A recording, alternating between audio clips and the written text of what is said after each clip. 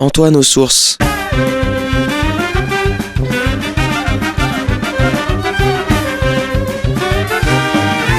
Une émission présentée par Jean-Marie Alafort.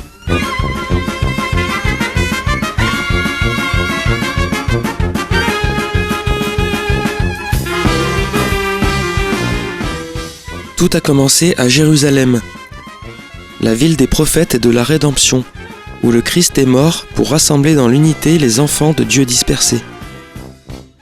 En elle, tout homme est né, dit le psalmiste. En elle, tout chrétien y trouve ses racines et y découvre la richesse des traditions et des rites des églises qui la composent. L'esprit de la Pentecôte ne cesse de souffler depuis Jérusalem.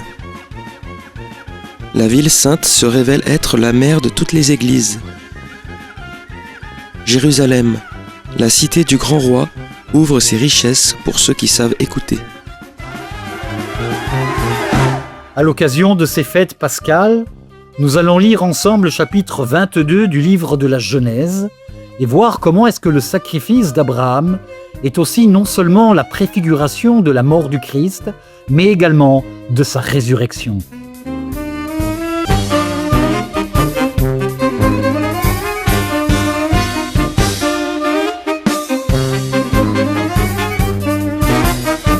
Alors, nous célébrons la fête de la Pâque, la résurrection du Christ. Ici, en hébreu, on dit « Hamashiach Kam », le Messie s'est réveillé, s'est levé du tombeau.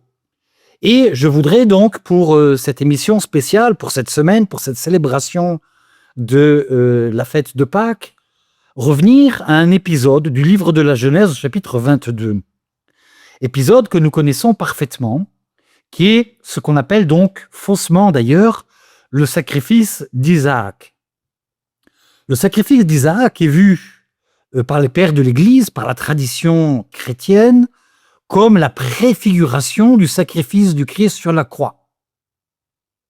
C'est-à-dire la rédemption, finalement, qui va être accordée, et la tradition chrétienne, iconographique également, va reprendre donc le sacrifice d'Abraham, de son fils Isaac, avec cette analogie donc entre le père et le fils, qui va donc sacrifier pour sauver le peuple d'Israël et donc l'humanité.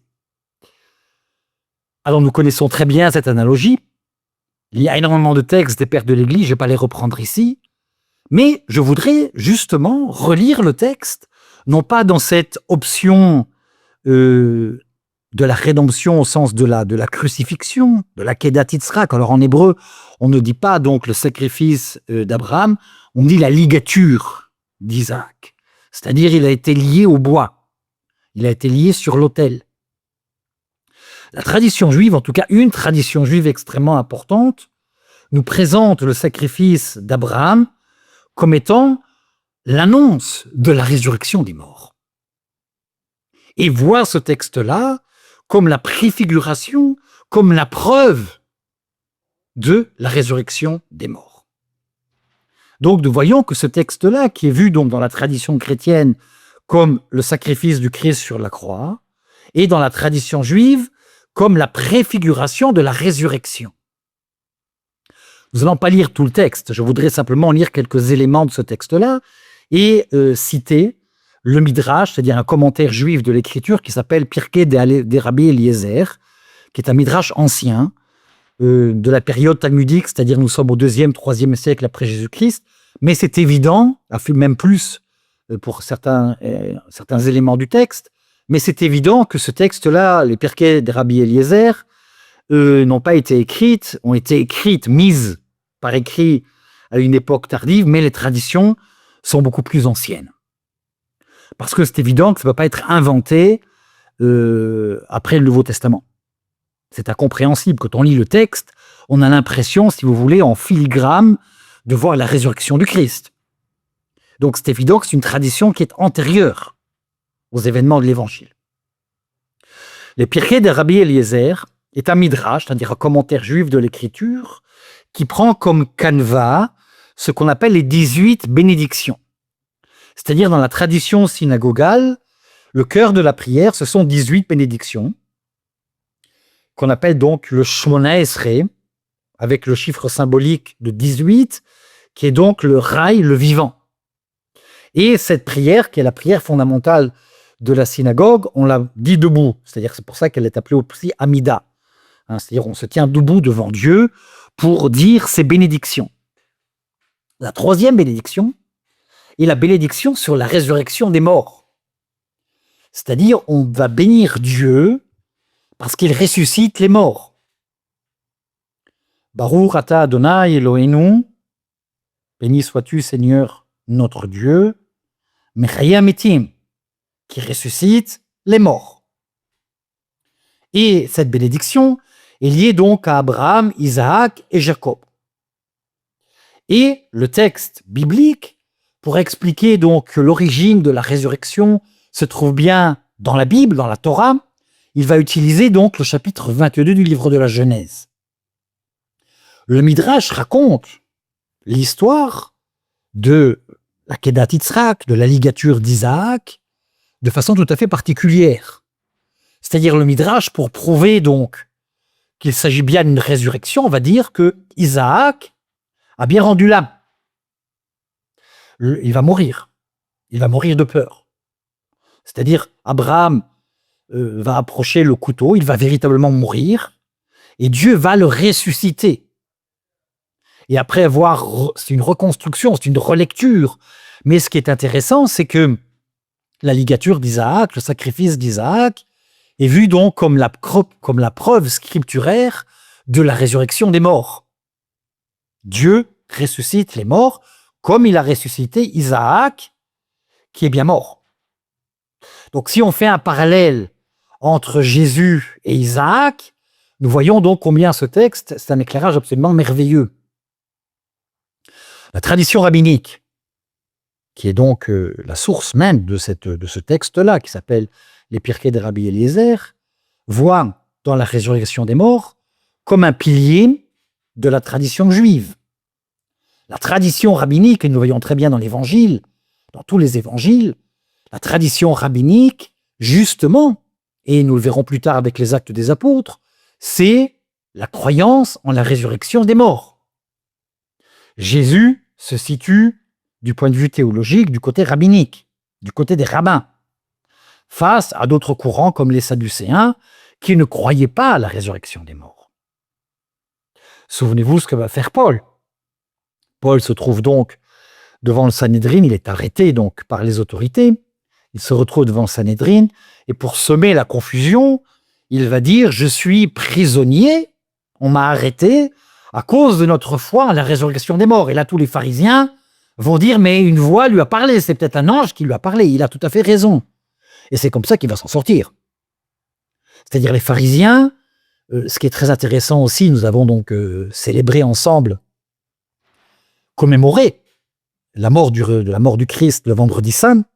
Ce qui est intéressant quand on lit le texte de près, et souvent nous ne le lisons pas de près, eh bien, certes, les pharisiens étaient contre Jésus, mais au moment où il a été condamné à mort, il n'était plus là. Les pharisiens s'opposent dans leur vision spirituelle, dans leur vision théologique, à la mise à mort. Donc ils n'ont absolument pas participé, on ne les voit plus. Quand il est présenté donc devant le grand prêtre, les pharisiens ne se trouvent pas là et ne participent pas à la condamnation du Christ. Le seul pharisien que l'on voit, c'est un certain Joseph d'Arimathie, qui va demander le corps du Christ à Pilate. Les pharisiens s'opposaient profondément à la peine de mort. Ils étaient contre Jésus, pour des tas de raisons qui sont des raisons religieuses, mais surtout politiques. Mais du point de vue théologique, ils étaient parfaitement, je dirais, en connexion parfaite avec Jésus. Jésus est du côté pharisien. C'est-à-dire, on peut presque dire que c'est un juif pharisien, alors si on regarde du point de vue historique, révolutionnaire, c'est-à-dire qui n'accepte pas donc cette vision rétrécie du pharisien, du monde pharisien tel qu'il était à l'époque. Mais du point de vue théologique, nous avons parfaitement donc la foi à la résurrection des morts. Et n'oublions surtout pas que Paul lui-même va se présenter comme pharisien, fils de pharisien. C'est-à-dire nous avons une image particulièrement fausse à cause des années de lecture biaisée de l'écriture, très très biaisée, j'ai envie de dire, pour ne pas dire antisémite, de l'écriture, et nous n'avons pas lu donc profondément le texte.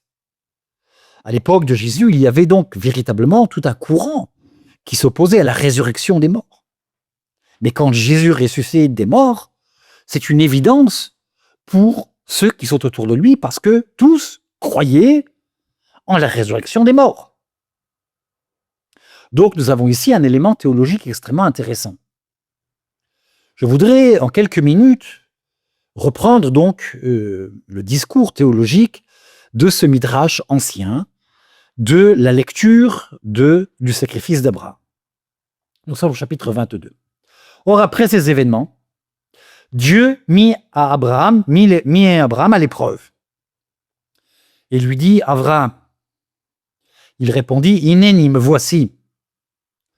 Il reprit, Kabinrak, prends ton fils, ton unique Ridram, Yitzhak, ton unique, celui que tu aimes. Alors c'est un peu étonnant. Le Midrash va être étonné. Abraham a un autre fils, Ismaël. Donc on voit très bien qu'ici, donc, prends ton fils, Abraham, lequel? Ton unique. Oh, ok. Celui que tu aimes. Comme si donc Abraham haïssait Ishmaël, ce qui n'est absolument pas le cas. Et Dieu va donner le nom. Yitzhak, Isaac, que tu aimes. Part pour le pays de Moria. Alors la tradition juive mettra plus tard donc Moria comme étant donc la colline du temple de Jérusalem, c'est-à-dire Jérusalem lui-même. La montagne de Dieu. Moria. Et là, tu l'offriras en holocauste sur l'une des montagnes que je t'indiquerai. Abraham, de façon très étonnante, ne pose aucune question. Ce qui nous fait poser beaucoup de questions. Comment se fait-il que Abraham se tait et, contrairement à Moïse, qui avait donc, qui on disait il était bègue, enfin il n'arrêtait pas de discuter avec Dieu et lui dire qu'il n'était pas d'accord. Abraham, c'est une autre trempe. Ce n'est pas la trempe de Moïse.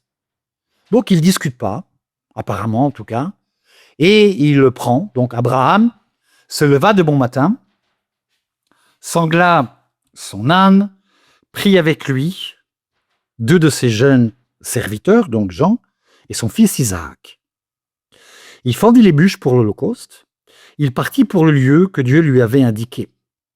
Le 3e jour, alors le chiffre 3 est extrêmement intéressant, parce que le chiffre 3 dans la tradition biblique, dans la tradition juive, c'est le chiffre de la résurrection des morts. Je viens de dire il y a quelques minutes, la bénédiction sur la résurrection des morts, c'est la 3e bénédiction. Le chiffre 3, c'est toujours donc la rédemption et la résurrection des morts. Vous voyez comme quoi il y a une ligne conductrice dans toute la Bible, déjà donc dans le livre de la Genèse. Le chiffre 3 est toujours donc un élément extrêmement intéressant parce que nous sommes dans un élément de manifestation de Dieu, de théophanie. Dieu va agir. Le peuple d'Israël sort du pays d'Égypte. Le 3e mois, qui est le mois de Sivan, il va donc recevoir les tables de la loi, le 3e mois. Le chiffre 3 est toujours donc un chiffre profondément symbolique et le Midrash que je viens de citer va utiliser donc ce chiffre 3, qui est donc la 3e bénédiction, pour la résurrection des morts. Et nous avons déjà ce chiffre ici donc dans la Bible. Donc, le 3e jour, il se leva, il leva les yeux et vit de loin ce lieu, Hamakom. En hébreu, Hamakom, qui est le lieu par excellence, deviendra plus tard donc, quand on dira Hamakom, c'est le lieu par excellence, c'est-à-dire c'est le lieu que Dieu a choisi, c'est le temple de Jérusalem lui-même. Abraham dit aux jeunes gens, restez ici, vous avec l'âne, moi et Anahar, le jeune homme, le jeune garçon. Le mot ici hébreu, Nahar, c'est le jeune garçon. Le Midrash, que je viens de citer il y a quelques minutes, nous dit que ce jeune garçon, jeune par rapport à Abraham, qui était un très vieux monsieur, n'est-ce pas, avait 30 ans. Ce qui nous surprend encore plus. On ne s'attend pas du tout à ce qu'on nous donne l'âge d'Isaac quand il va être sacrifié, ligué en tout cas, lié au bois sur un autel. Le Midrash nous dit qu'il avait 30 ans. Toute connexion avec quelque chose que nous connaissons serait tout à fait surprenant, n'est-ce pas?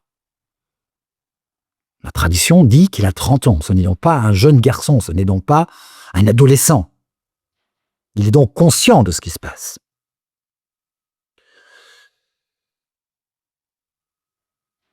Et je reviendrai vers vous plus tard, dit-il. Abraham prit les bûches pour l'Holocauste et chargea donc son fils Isaac. Et en chargea son fils Isaac. C'est-à-dire, Isaac porte la croix. Le bois est porté sur les épaules d'Isaac. Et le Midrash en rajoute une couche. Il portait donc les bûches sur ses épaules. Comme Jésus portera plus tard donc une partie de la croix sur ses épaules. C'est-à-dire, nous avons véritablement donc une préfiguration extraordinaire de la mort et de la résurrection du Christ, y compris dans la tradition d'Israël. Donc ici, il chargea donc son fils donc sur ses épaules, il prit en main la pierre de feu, le couteau, et tous deux s'en allèrent ensemble. Isaac parla à son père Abraham. Isaac parle, contrairement à Abraham qui ne parle pas. « Mon père, dit-il. » Abraham lui répondit, « Me voici, mon fils. » Il reprit, « Voici le feu et les bûches. Où est l'agneau pour l'Holocauste ?» Abraham répondit, « Dieu pourvoira. L'agneau pour l'Holocauste, mon fils. » Tous deux continuèrent à aller ensemble. Lorsqu'ils furent arrivés au lieu que Dieu leur avait indiqué, Abraham y éleva un autel, il disposa les bûches, donc les bois que portait donc Isaac lui-même. Il lia son fils Isaac et le mit sur l'autel au-dessus des bûches. Abraham tendit la main pour prendre le couteau et immoler son fils. Alors l'ange du Seigneur l'appela et dit du ciel, « Abraham, Abraham !» Quand on répète 2 fois le nom de Dieu, c'est vraiment Dieu lui-même qui intervient dans la Bible.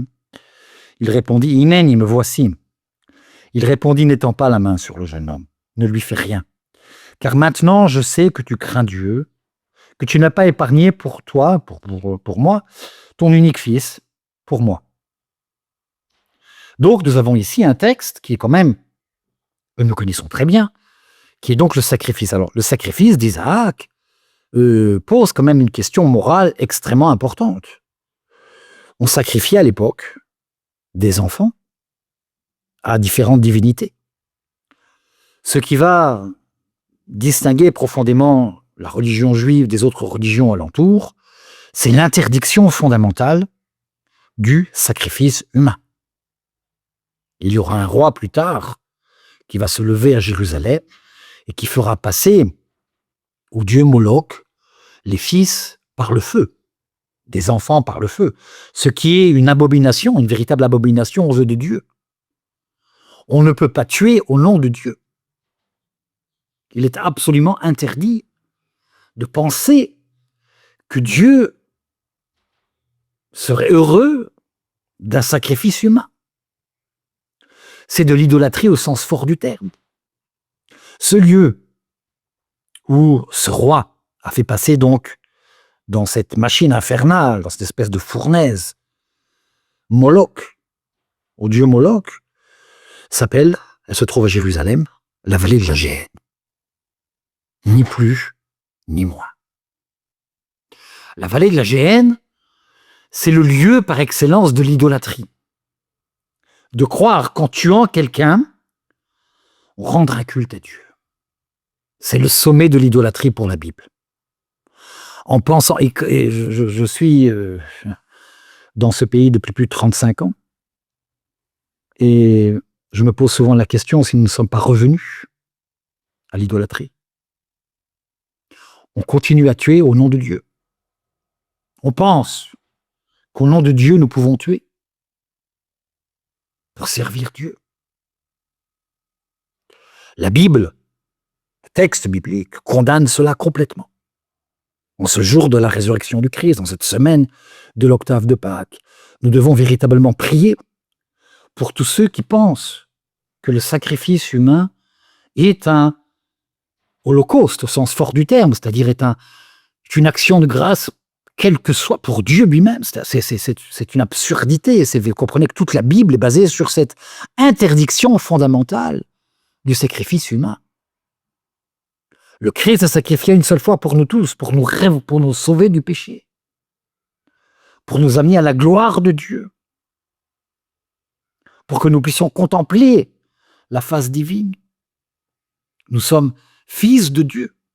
Tout homme est fils de Dieu, racheté par le sang du Christ. Nous ne sommes plus, Paul le dira très bien, nous ne sommes plus des esclaves, nous sommes des hommes libres. Nous sommes des prêtres, des rois. Nous avons un statut qui est tout à fait particulier. Et le texte biblique, déjà dans le livre de la Genèse, nous met en garde contre cela. Abraham leva les yeux, il regarda, et voici qu'un bélier était pris dans les cornes dans un fourré. Il alla le prendre pour l'offrir en holocauste, à la place de son fils. Abraham nomma ce lieu « Le Seigneur voit ». Dieu voit. Aussi, dit-on aujourd'hui, c'est la montagne que le Seigneur ait vue. Donc c'est le lieu véritablement du temple de Jérusalem. Et là, le texte biblique nous dit donc que,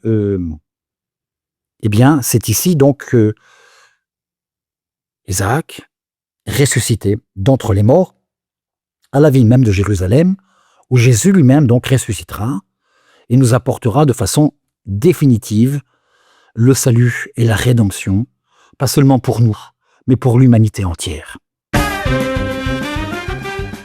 C'était Antoine aux Sources. Une émission présentée par Jean-Marie Alafort de Jérusalem.